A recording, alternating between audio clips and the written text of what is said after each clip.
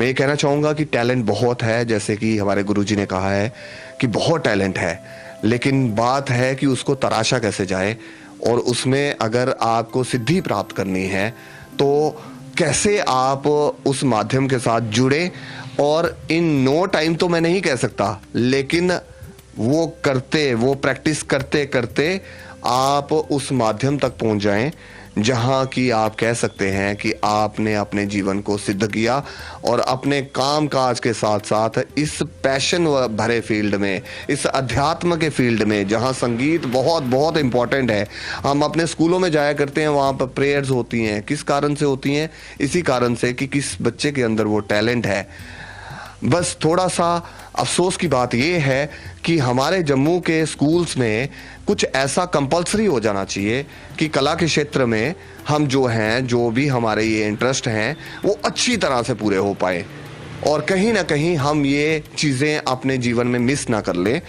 अब मेरा सवाल है गुरुजी से कि मैं ये जानना चाहता हूँ कि कभी कभी हमें ऐसा लगना स्टार्ट हो जाता है कि हम इस सुर ताल के क्षेत्र में अच्छा कर रहे हैं और हमारी प्रसिद्धि होना स्टार्ट हो जाती है, और कभी कभी उस प्रसिद्धि में हम इतने लीन हो जाते हैं कि हमें अहंकार भी आ जाता है। और वो मैंने देखा है कई बारी हमारे जम्मू के छोटे बच्चे जो कि अच्छे अच्छे फील्ड में भी गए और आगे उस प्लेटफॉर्म पे भी इंडिया को उन्होंने रिप्रेजेंट किया, लेकिन थोड़ी देर के बाद उनका वो जो एक टैलेंट था वो कहीं ना कहीं लुप्त हो गया।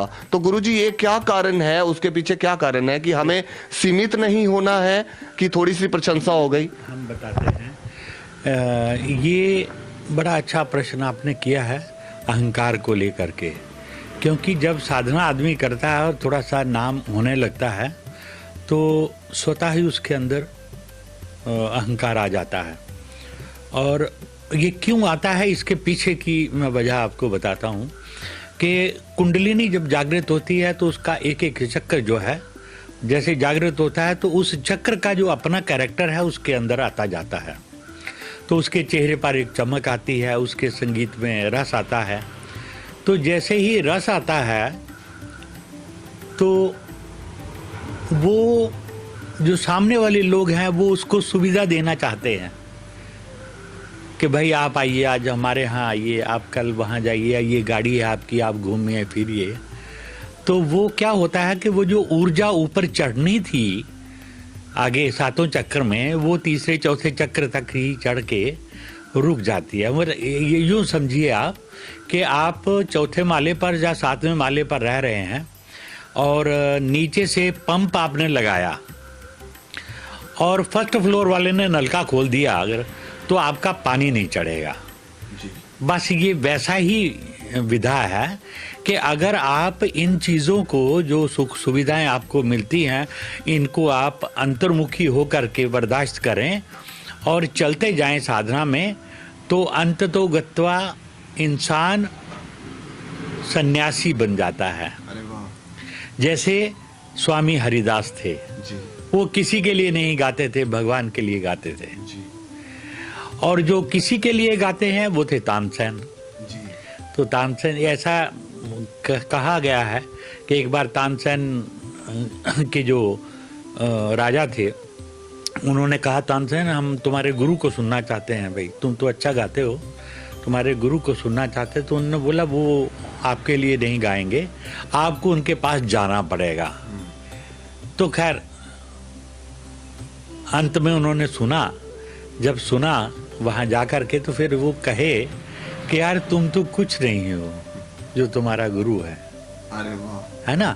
तो ये दोनों का एक ऐसा रास्ता है, क्योंकि जो उस ईश्वर की ईश्वरी शक्ति के लिए गाता बजाता है और साधना करता है, फिर गाना लोगों के लिए नहीं रह जाता, फिर वो साधना का एक असर बन जाता है।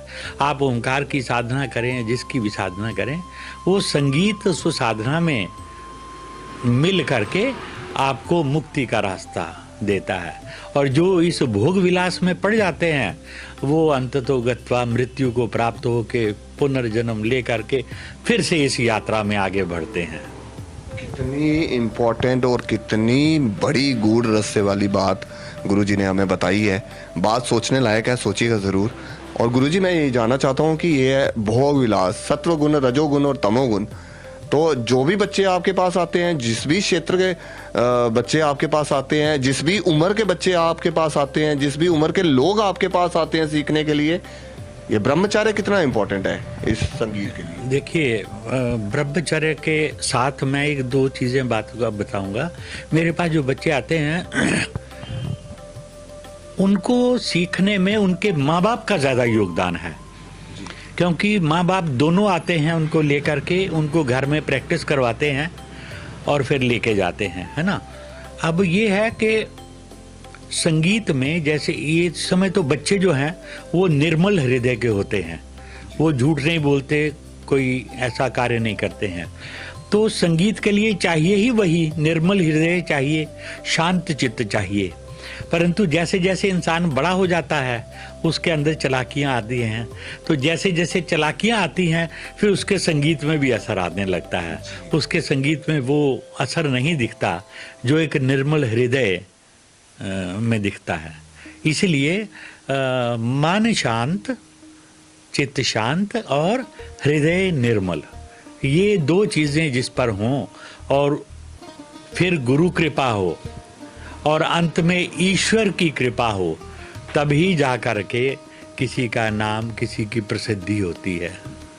गुरुजी, एक और बात यहाँ से निकल के आ रही है, कुछ लोग भगवान ईश्वर को पाने के लिए जैसे मंदिरों में जाते हैं, उनका एक बन जाता है नियम कि हमें सुबह मंदिर जाना है और वहाँ पर भगवान जी की आरती गानी है, या हमें जो है बेशक कम हम संगीत में भगवान को बुलाएं, सरल भाव से पूजा की, वो बेस्ट वे है ईश्वर को पाने के लिए, या फिर ये संगीत वाला एक बहुत इम्पोर्टेंट माध्यम है ईश्वर को भी पाने के लिए? और देखिए, इसके हम मुकाबला नहीं करेंगे कि जो लोग मंदिर जाते हैं वो मंदिर जाएं, लेकिन सवाल यह है कि उस ईश्वरीय शक्ति को पाने के लिए आपको प्रपंच कुछ नहीं करना पड़ता है, क्योंकि वो ऊर्जा निर्मल हृदय और आपके भाव से जुड़ी है,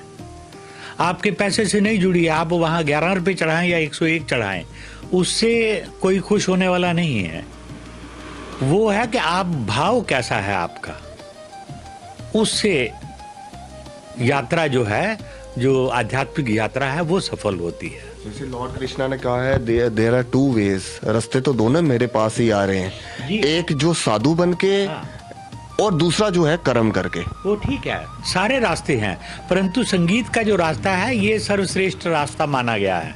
बिल्कुल सही कह रहे हैं, सर्वश्रेष्ठ माना गया है। और जितना ही ये अच्छा और सरल दिखता है, इतना कठिन भी है, क्योंकि मेहनत बहुत है इसमें, मेहनत बहुत है। गुरुजी, मैं कुछ जानना चाहता हूँ, जैसे हमें बोला जाता है भैरवी राग है, कुछ और रागों की बात की जाती है, तो मैं वैष्णवी राग है, ये ऐसा भी है कुछ? गुरुजी, कुछ ऐसी चीजों के बारे में लाइट बताइए कि ये कौन कौन से राग हैं और इनको जपने से, इनको गाने से क्या लाभ होते हैं? देखिए, ये एक अलग विषय है, इसका फिर कभी चर्चा करेंगे, क्योंकि बहुत सारे राग ऐसे हैं जो मेरा जो रिसर्च टॉपिक था वो साइकोसोमैटिक डिसऑर्डर्स पर था। वो ये है कि आपका मानसिक स्थिति जो है उससे ज़्यादातर बीमारियां होती हैं। तो मन को शांत करने के लिए बहुत सारे राग हैं, है ना, वो भाव प्रधान राग हैं, तो वो एक अलग विषय बन जाएगा और बहुत लंबा विषय बन जाएगा, उसको फिर आपके अगले एपिसोड में कभी चर्चा करेंगे। अरे बहुत बहुत धन्यवाद गुरुजी, आपने जो भी बातें बताई और जो भी आपकी ये जो गूढ़ रहस्य वाली बातें हमें पता चली हैं कि संगीत हमारे जीवन में कितना इम्पोर्टेंट है और संगीत के बिना इंसान कितना अधूरा है, कैसे हो सकता है जम्मू का उद्धार कैसे हो सकता है, और जम्मू के पेरेंट्स के अंदर ये भावना कैसे आ सकती है कि ज़्यादा से ज़्यादा लोग जो हैं इस संगीत के साथ जुड़े, और कैसे ये चीज़ें संभव हो सकती हैं कि जो चीज़ें हमने अपने चाइल्डहुड में मिस की हैं आने वाले बच्चों के साथ ऐसा ना हो। नहीं, अभी देखिए, अभी आज के समय में काफ़ी जागृति है, क्योंकि यहाँ नृत्य के स्कूल हैं और कॉलेजेस में नृत्य भी सिखाया जाता है। Institute of music and fine arts है, वहाँ नृत्य है, गायन है, वादन है। सितार है, सारा कुछ सिखाया जा रहा है और सारे डिग्री कॉलेजेस में संगीत आ गया है। बस हम ये चाहते हैं कि अगर यही संगीत जो है ये 5वीं कक्षा से शुरू किया जाए तो और ही इस पर तरक्की होगी और ही अच्छा होगा। यानी एक स्पेशल सब्जेक्ट, जैसे हम इंग्लिश को पढ़ते हैं, जैसे हम हिंदी को पढ़ते हैं, वैसे संगीत का भी एक सब्जेक्ट, वैसे ही संगीत का भी एक सब्जेक्ट जो है होना बहुत जरूरी है। जी जी जी गुरुजी, मैं चाहता हूं कि आपके माध्यम से, हमारे सत्य स्वरम सनातन चैनल के माध्यम से जी ये एक किस्म की अपील हो कि कितना इम्पोर्टेंट है, ऐसा होने से क्या होगा और कितनी जागृति आएगी और कितना हम जो है बेहतर इंसान बनेंगे जीवन में। देखिए, ऐसा है अभी आज के समय में क्या है कि 12th पास करने के लिए उसके बाद बच्चों को हम संगीत सब्जेक्ट लेने के लिए इजाज़त देते हैं। जैसे इम्फा में हुआ या कॉलेज में बीए में बच्चे जब जाते हैं तो वहाँ म्यूजिक सब्जेक्ट है उनका, परंतु उसके पहले स्कूलों में कहीं नहीं है। हाँ, नहीं है गुरुजी। हाँ, तो ये अगर अब देखिए, जो 12वीं कक्षा में पास करके लड़का आएगा या बच्ची आएगी, वो उस समय सीखना शुरू करेगी तो बहुत देर हो जाएगी। तो इससे अच्छा ये है कि 5वीं कक्षा से ही अगर संगीत का एक विषय रखा जाए, चाहे एक ही पीरियड दीजिए उसको, एक विषय रखा जाए, तो हमें लगता है आने वाले वक्त में बीए में जब बच्चे एडमिशन लेते हैं उसमें बड़ा अच्छा टैलेंट आपको मिलने का। गुरुजी, मैंने आपका एक प्रोग्राम हमें जो था वो आपकी तरफ से न्योता आया था, इनविटेशन मिला था। मैं वो प्रोग्राम देख के बहुत spellbound, I was totally spellbound, I was awed कि वहाँ पर बेंगलोर से भी कोई मैम आए थे, उन्होंने इतना प्यारा रस भरा और कुछ एक कलकत्ता से भी आए थे और एक लेडी ने तो वहाँ वो मृदंग की है ना, मृदंग बजाया था।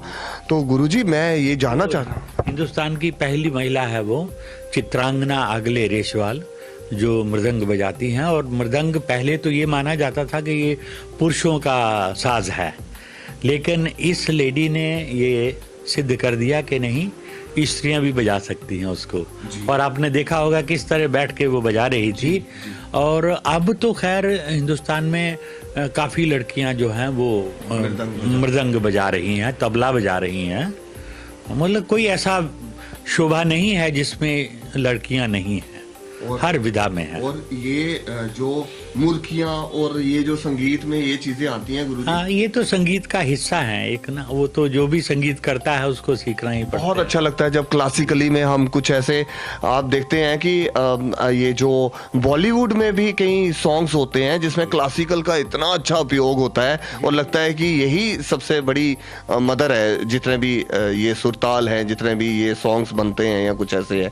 इसके ऊपर आप क्या बताना चाहेंगे कि क्लासिकल कितना इम्पोर्टेंट है, बाकी फ्यूजन म्यूजिक आगे पीछे वाले में? फ्यूजन की तो बात बाद में करेंगे, लेकिन जो पहले पुराने हमारे डायरेक्टर्स थे, म्यूजिक डायरेक्टर्स, वो संगीत जानते थे, संगीत सीखे हुए थे। चाहे वो आप नौशाद साहब कहें या एक और थे, काफ़ी लोग थे ऐसे, मदन मोहन साहब थे। मतलब ये लोग शास्त्रीय संगीत जाने हुए थे और जो भी कंपोजिशन करते थे वो रागों पर आधारित होती थी। पुरानी फिल्में आप देखिए, जो भी गाना होगा किसी न किसी राग पर आधारित होगा। तो आज तो आपको समझिए कि 1% या 2% गाने ऐसे मिलते हैं जो किसी शुद्ध रागों में होंगे, अदरवाइज फ्यूजन ही चल रहा है। तो ये तो तब्दीली है, तब्दीली प्रकृति का नियम है। गुरुजी, मैं कुछ चाहता हूँ कि आप हमारे चैनल के माध्यम से देखने वाले जो हैं वो देखें आप कहाँ से बेसिक से कैसे स्टार्ट करते हैं, कुछ हल्का फुल्का उनको पता लगे कि कहाँ से ये स्टार्ट होता है और वो उनके बच्चे जो हैं वो भी आएँ और इस कला के बारे में जानें। ये देखिए ना, तानपुरा है हमारे पास, ये तो ये मतलब यहाँ उनको स्वर साधना करवाते हैं हम। सा रे गा मा पा धा नी सा नी धा पा मा गा रे सा। अब ये कहूँगा मैं, स्वर तो साथ ही हैं ये, लेकिन इसमें मतलब रोज हम 1 घंटा यहाँ 2 घंटा बैठते हैं, इसकी साधना करते हैं। ये कभी साधना छूटती नहीं है, और छोटी उम्र में बच्चे जब इसको सीख जाएंगे तो उनको पूरी उम्र फिर फायदा रहेगा इसका। और ये कैसे कैसे आगे, जैसे सा रे गा मा पा धा नी सा, है ना?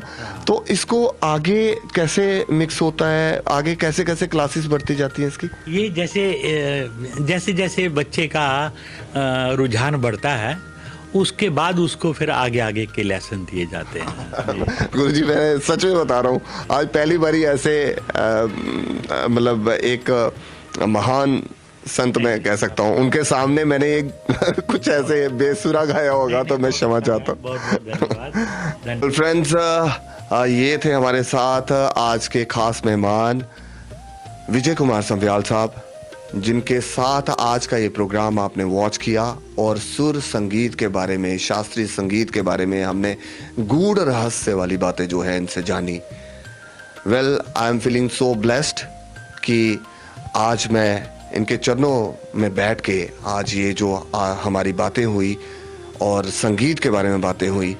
संगीत इतना इम्पोर्टेंट है लाइफ में कि आपको बड़े सरल ढंग से वो जो we are the best creation of God, और उस बेस्ट क्रिएशन में अगर इन चीज़ों के साथ हम जो हैं जुड़ जाते हैं तो हमारा जीवन जो है इस पृथ्वी पर भी बहुत खूबसूरत हो जाता है।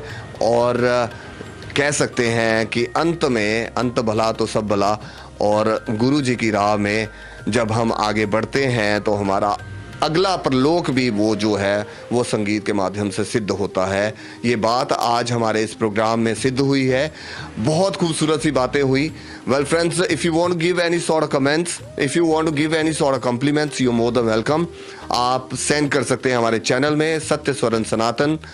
और आज के इस प्रोग्राम में यही कहना चाहूँगा, रही जिंदगी तो आपसे होगी फिर मुलाकात। और गुरुजी ने एक और हमें जो है अनुमति दी है कि इनके जो शिविर है जहाँ पर ये बच्चों को सिखाया करते हैं, उस शिविर में भी हम जो है अगला एपिसोड इनके साथ बनाएंगे, जहाँ छोटे छोटे प्यारे प्यारे बच्चे जो हैं वो यूं ही गाते गुनगुनाते हुए और शास्त्रीय संगीत में जो वो ये कला के साथ जुड़े हुए हैं वो टैलेंट मैं आपके साथ साझा करूंगा। Well friends, this is Vijay signing out this show, and Arvind मेरे साथ कैमरा पे। रही जिंदगी तो आपसे होगी फिर मुलाकात नेक्स्ट प्रोग्राम में। तब तक अपना ढेर सारा ख्याल रखिएगा और दुआओं में याद रखिएगा। गुरुजी प्रणाम।